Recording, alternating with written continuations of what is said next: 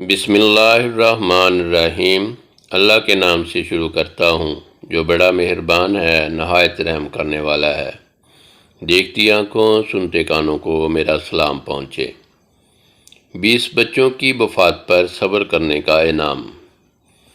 ایک عورت کو اللہ ہر بار اولاد نرینہ سے نوازتا، مگر چند ماہ بعد وہ بچہ فوت ہو جاتا، لیکن وہ عورت ہر بار صبر کرتی اور اللہ کی حکمت پر راضی رہتی تھی، مگر اس کے صبر کا امتحان طویل ہوتا گیا اور اسی طرح اس کے ایک کے بعد ایک اس عورت کے 20 بچے فوت ہوئے۔ آخری بچے کے فوت ہونے کے بعد اس کا صبر کا بندھن ٹوٹ گیا۔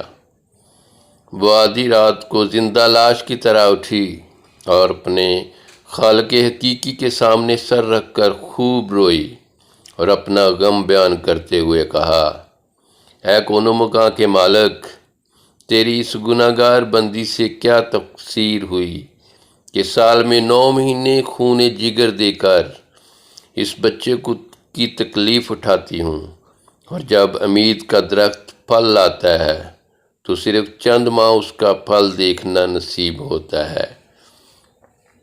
آئے دن میرا دل غم کے ہول کا شکار رہتا ہے کہ میرا بچہ پروان چڑھے گا بھی کہ نہیں۔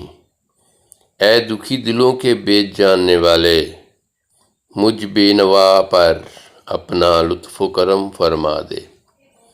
روتے روتے اسے اونگ آ گئی۔ خواب میں ایک شائستہ پروقار باغ دیکھا جس میں سیر کر رہی تھی کہ سونے چاندی کی اینٹوں سے بنا ایک محل نظر آیا جس کے اوپر اس عورت کا نام لکھا تھا۔ باغات اور تجلیات دیکھ کر وہ عورت خوشی سے باخود ہو گئی۔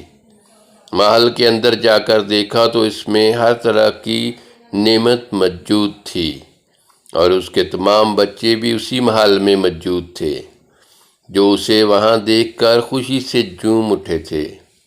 پھر اس عورت نے ایک غیبی آواز سنی کہ تو نے اپنے بچوں کے مرنے پر جو صبر کیا تھا یہ سب اس کا اجر ہے۔ خوشی کی اس لہر سے اس کی آنکھیں کھل گئیں۔ جب وہ خواب سے بیدار ہوئی تو اس کو سارا ملال جاتا رہا اور اس نے بھیگی ہوئی آنکھوں سے عرض کیا، یا الہی، اگر تو اس سے بھی زیادہ میرا خون بہا دے تو میں راضی ہوں۔ اب تو سینکڑوں سال بھی مجھے اسی طرح رکھے تو مجھے کوئی غم نہیں۔ یہ انعامات تو میرے صبر سے کہیں زیادہ ہیں۔ درس حیات سے انسان کو ہر سال ہر حال میں صبر سے دامن تھامے رکھنا چاہیے، کیونکہ یہی انسان کے درس حیات میں انسان کو ہر حال میں صبر سے دامن تھامے رکھنا چاہیے، کیوں نہ کہ یہی چیز انسان کو اللہ کے قریب کرتی ہے۔